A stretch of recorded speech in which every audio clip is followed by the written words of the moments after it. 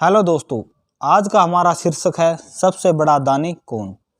धन की सबसे अच्छी गति दान पे आधारित है। आज मैं आपको एक किस्सा सुनाऊंगा दुनिया के सबसे बड़े दानी का। महाभारत के समय की बात है। महाराज युधिष्ठिर ने अपना नया राज्य बनाया था, इंद्रप्रस्थ। आप जानते ही हैं, महाराज युधिष्ठिर सत्य और धर्म के मार्ग पर चलने वाले एक आइडियल किंग, एक आदर्श राजा थे। वो बहुदान किया करते थे। महाराज युधिष्ठिर के द्वार से कोई खाली नहीं जाता था। धीरे धीरे महाराज का यश फैलने लगा, प्रसिद्धि फैलने लगी। अच्छाई और प्रसिद्धि के साथ साथ बुराई भी चलती है, लेकिन युधिष्ठिर भी मनुष्य थे।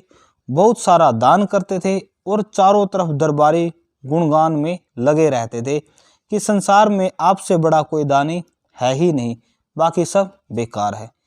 एक दिन राज दरबार में चर्चा चल रही थी कि सबसे बड़ा दानी कौन। सब एक सुर में बोले, आप महाराज युधिष्ठिर, आप।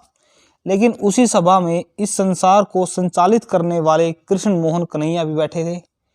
युधिष्ठिर की तरफ देखते हुए कृष्ण ने कहा, बड़े भाई साहब, आप दानी तो बहुत बड़े हैं, पर आपसे बड़ा भी एक दानी है।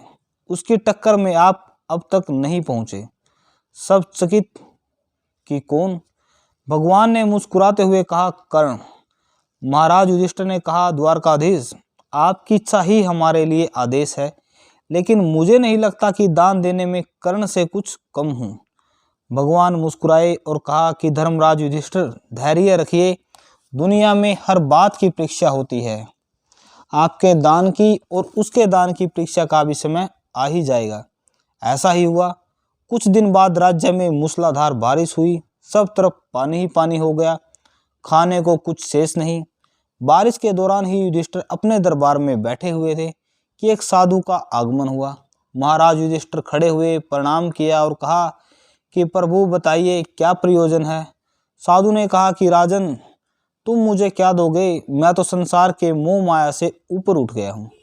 एक यज्ञ करना चाहता हूँ। जंगल में मेरी कुटिया है, पर उस यज्ञ में अग्नि चंदन की लकड़ियों की ही होनी चाहिए।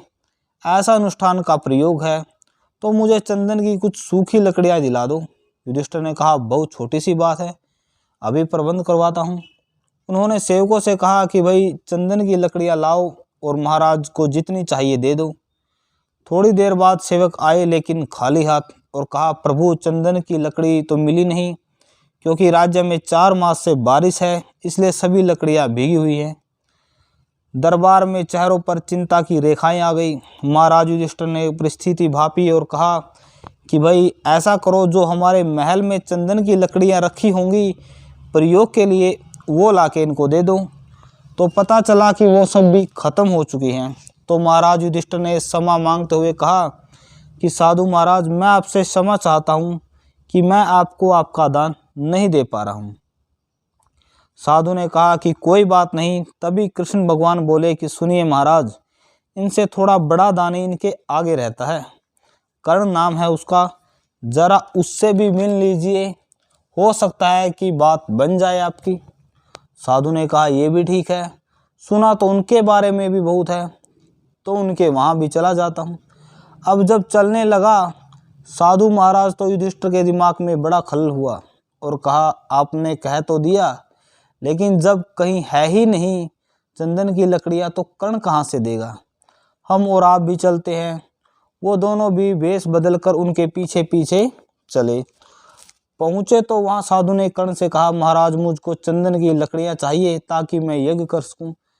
कर्ण ने अपने सेवकों को कहा कि भाई चंदन की लकड़ियां लाओ।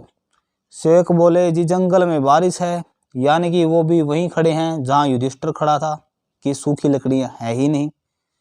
अब साधु ने कहा, ठीक है महाराज, यहाँ से भी खाली हाथ लौट जाता हूँ। कर्ण ने खड़े होकर मुस्कुराते हुए कहा कि कर्ण के द्वार से मांगने वाला खाली हाथ लौट जाए, यह संभव नहीं। दिन निकलना भूल जाए, यह संभव है। आप रुके महाराज। इस पृथ्वी पर अगर चंदन की एक भी लकड़ी सूखी कहीं होगी, तो वह आपके यज्ञ के लिए कर्ण अर्पित करेगा। और उसी वक्त कर्ण के मस्तिष्क में आया।